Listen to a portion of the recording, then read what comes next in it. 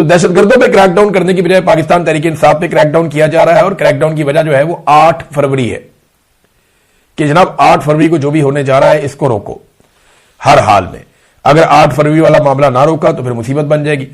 اب عمران خان صاحب کی جو آنکھ میں ایک پرابلم ہے اور اس کی وجہ سے ان کو ٹریٹمنٹ کے لیے لایا گیا اڈیالہ جیل سے نکال کر پیمز اسپتال تک. اسد اللہ خان صاحب نے اس خبر کو بریک کیا تھا، یہ ان کا کریڈٹ ہے، ان کا رہے گا، یہ بہت بڑی خبر ہے. تو اتنی بڑی خبر بریک کرنا ایک بڑا اعزاز ہوتا ہے، میں بطور صحافی یہ سمجھتا ہوں.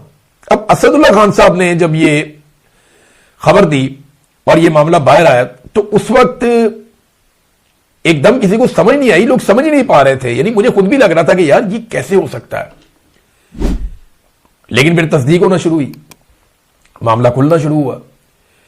اور اب صورتحال یہ ہے کہ دباؤ بڑھتا جا رہا ہے، بین الاقوامی دباؤ بڑھ رہا ہے، پاکستان کے اندر دباؤ بڑھ رہا ہے. عمران خان صاحب کے بچے، ان کی سابقہ اہلیہ سب دباؤ ڈال رہے ہیں. عالمی جریدوں میں، اخبارات میں ہر جگہ یہ چیزیں چھپ رہی ہیں. عالمی رہنما اس کے بارے میں پوچھ رہے ہیں. ڈپلومیٹک انکلیو کے اندر یہی باتیں چل رہی ہیں. جتنے بھی سفیر پاکستان میں موجود ہیں وہ پاکستان کی گورنمنٹ سے اسی بارے میں بات چیت پوچھ رہے ہیں اپنے اپنے سورسز سے. تو یہ ٹاک آف دا ٹاؤن ہے اور یہ انٹرنیشنل خبر ہے، کوئی لوکل نہیں ہے. تو دباؤ پاکستان کی حکومت کے اوپر ایک دم بہت زیادہ بڑا ہے. اس دباؤ کو دیکھتے ہوئے ایسا لگتا ہے کہ ممکن ہے عمران خان صاحب کی ان کے ڈاکٹروں سے ملاقات کروا دی جائے، یا ڈاکٹروں کو چند مخصوص شرائط کے مطابق عمران خان صاحب سے ملنے دیا جائے. یہ ممکن ہے. اور یہ بھی ممکن ہے کہ عمران خان صاحب کی کسی ایک بہن کی بھی ملاقات کروا دی جائے. شاید اس کے امکانات کم ہیں، لیکن ہو سکتا ہے عمران خان صاحب کی بہن کی ملاقات بھی کروا دی جائے. اور اس بارے میں بڑی لگاتار ڈسکشن ہو رہی ہے ایوانوں میں. حکومت یہ سمجھتی ہے کہ یہ اب کروا دینا چاہیے. اسٹیبلشمنٹ یہ سمجھتی ہے کہ عمران خان صاحب سے اس وقت ملاقات کروا کے ایک نئی مصیبت گلے ڈل جائے گی اور عاصم منیر صاحب کی مشکلات میں اور حکومت کی مشکلات میں اضافہ ہو جائے گا. اب یہ کشمکش چل رہی ہے حکومت کے اندر. ایک گروہ ہے وہ سمجھتا ہے نہیں کروائے ملاقات، کل کو ہم نے بھی گرفتار ہی ہونا ہے. سیاستدانوں کی تو یہی قسمت ہے نا. اب یہ جرنیل تھوڑی ہے جو جزیروں پہ چلے جائیں گے، سیاستدان ہیں بیچارے، ان کی تو بیچاروں کی یہی قسمت ہے. تو معاملہ یہ ہے کہ ایک گروہ یہ کہہ رہا ہے جناب کہ کروائیں ملاقات، دوسری طرف لوگ یہ کہہ رہے ہیں کہ نہ ملاقات نہ کروانا، پھنس جاؤ گے. یہ کوئی تحریک کھڑی کر دیں گے، عمران خان صاحب کوئی پیغام بھیج دیں گے. اب معاملہ یہاں پہ آ کے رکا ہوا ہے اور کوئی حل اس کا نکل نہیں رہا. ایک بات اور ناظرین میں آپ کو بلوچستان میں دہشت گردی اس کے حوالے سے آپ کو میں کہنا چاہتا ہوں، اور یہ ضروری ہے بات. دو چیزیں. نمبر ایک، پاکستان نے بار بار کہا کہ یہ جو بھی ہو رہا ہے یہ انڈیا کر رہا ہے. تو ہم انڈیا کے خلاف کیا کر رہے ہیں؟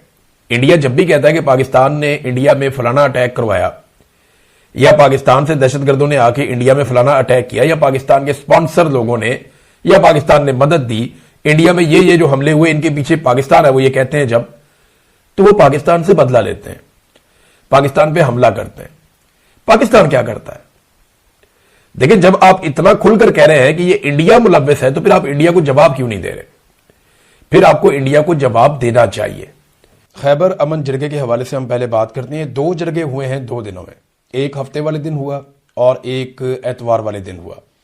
ہفتے والے دن جو جرگہ ہوا وہ پاکستان کی اسٹیبلشمنٹ کی آشرواد سے ہوا. اس میں چند درجن لوگ موجود تھے، بہت ہی تھوڑی سی تعداد میں لوگ تھے اور کوئی اتنا خاص جرگہ نہیں تھا. نہ وہاں پہ عوام کی بھرپور نمائندگی تھی، لیکن اس کو پوری کوریج ملی. پاکستان کے تمام ٹی وی چینلز نے اس کو دکھایا، سرکاری ٹی وی نے اس کو دکھایا، اس کی کافی پذیرائی کرنے کی کوشش کی گئی اور اس کو انڈر ڈسکشن بھی لایا گیا. لیکن جو دوسرا جرگہ ہوا وہ خیبر امن جرگہ ہے. یہ جو خیبر امن جرگہ ہوا اگلے دن، پہلے والا باڑہ میں تھا اور اتوار کو خیبر امن جرگہ. یہاں پہ ہزاروں لوگوں نے شرکت کی ہے. یہاں چند درجن لوگ نہیں تھے، لیکن اس کی زیرو کوریج ہے. اسے کسی پاکستان کے ٹی وی چینل نے نہیں دکھایا، اس کی خبر نہیں چلائی گئی. اس کو اخباروں کے اندر بھی غالباً اب نہیں چھاپا جائے گا. آج جب آپ یہ ویلاگ سن رہے ہیں تو شاید کہیں پہ کوئی تھوڑی بہت جگہ مل جائے. لیکن جو جرگہ اسٹیبلشمنٹ نے کروایا، جس کو افریدی صاحب نے کہا جی کہ یہ عسکری جرگہ ہے، تو اس کی تو کوریج ہوئی. لیکن جو جرگہ وہاں پہ مقامی لوگوں نے کیا اور عمائدین نے کیا اور خیبر پختونخوا کے وزیر اعلیٰ اس میں گئے، اس کی کوریج نہیں ہوئی، کسی نے دکھایا بھی نہیں اسے. لیکن یہی عوام کا حقیقی جرگہ ہے، کیونکہ یہ کسی کی خواہش کے اوپر نہیں بنا، یہ کسی کے کہنے کے اوپر نہیں بنا، اسے کوئی سرکاری آشرواد حاصل نہیں ہے. یہ عام قبائلی ہیں جو اکٹھے ہو گئے اور انہوں نے اکٹھے ہو کر فیصلہ کیا. جرگے نے 3 اہم فیصلے کیے ہیں. یہ تینوں فیصلے میں آپ کے سامنے رکھ دیتا ہوں. نمبر 1، ہمیں جبری طور پر اپنے گھروں سے بے دخل کیا گیا. ایک تو یہ انہوں نے کلیئر کر دیا. لہذا وفاقی حکومت اور جس نے ہماری قربانی کو مذاق بنایا ہے وہ معافی مانگ کر اپنے الفاظ واپس لیں. پہلا تو ان کا تقاضا ہے کہ زبردستی نکالا ہے، معافی مانگو جس نے مذاق اڑایا. دوسرا مطالبہ، جو دوسرا فیصلہ ہے وہ یہ ہے کہ بار بار اپنے گھروں سے بے دخلی بند کمروں کے فیصلوں کا نتیجہ ہے. اس دفعہ ہمارا رخ پرامن طور پر اسلام آباد کی طرف ہوگا. اب ہم ریاست پر قابض لوگوں سے امن سے جینے کا حق مانگیں گے. یہ جو ان کے ساتھ کیا جا رہا ہے نا خیبر پختونخوا کے لوگوں کے ساتھ، انہیں بار بار ان کے علاقوں سے نکال دیتے ہیں اور نکال کے کسی بھی ایریا میں بٹھا دیتے ہیں. ان کو پاکستان کے اندر ہی IDPs بنا دیا جاتا ہے، ہجرت کر کے ایک جگہ سے دوسری جگہ. پھر جب یہ واپس جاتے ہیں تو نہ ان کے بازار، نہ ان کے گھر، نہ ان کی جائیداد، نہ ان کا کاروبار، کچھ بھی انہیں پہلے جیسا نہیں ملتا، بلکہ بہت ساری جگہوں پہ قبضے ہو جاتے ہیں اور عجیب ماحول بن جاتا ہے. چیزیں تباہ و برباد ہو جاتی ہیں، جو سامان چھوڑ کر آتے ہیں ان پہ ڈکیتیاں پڑ جاتی ہیں، تو باقی بچتا ہی کچھ نہیں ہے.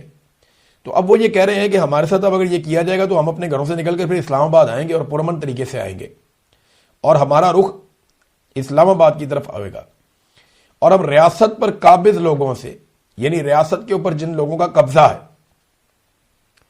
ان سے امن سے جینے کا حق مانگیں گے. تیسرا فیصلہ انہوں نے یہ کیا کہ پہلے مرحلے میں خیبر امن جرگے کے تمام فیصلے جو ہیں وہ تمام قبائلی اضلاع میں جرگوں کے سامنے رکھے جائیں گے.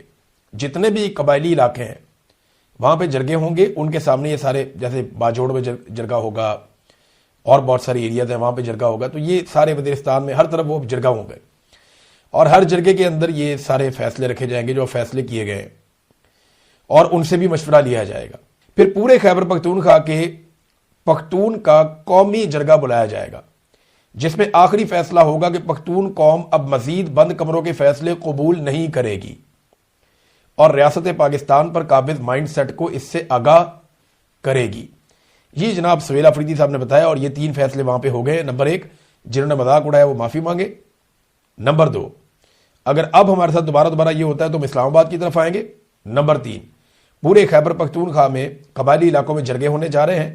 پھر ایک قومی جرگہ ہوگا بہت بڑا جس میں یہ فیصلہ کر لیا جائے گا کہ آئندہ بند کمروں کا کوئی فیصلہ تسلیم نہیں کیا جائے گا. دیکھیں اگر یہ سارے قبائلی علاقے اس بات کا فیصلہ کر دیتے ہیں نا کہ کبھی بھی کسی بھی ایک قبائلی علاقے میں مقامی لوگوں کی مرضی کے خلاف زبردستی آپریشن ہوتا ہے یا ان کو دہشت گردی میں جھونکا جاتا ہے یا کوئی ایسی لڑائی شروع کی جاتی ہے جو لوگوں کو لگے کہ ان کے مفاد کے خلاف ہے، تو سارے قبائلی مل کر اس کا رد عمل دیں گے اور اسلام آباد کی طرف جائیں گے. مجھے تو جو کہانی لگ رہی ہے وہ اس طرف جاتی ہوئی لگ رہی ہے. اب تک کے لیے اتنے، اپنا خیال رکھیے گا، اپنے چینل کا بھی. اللہ حافظ.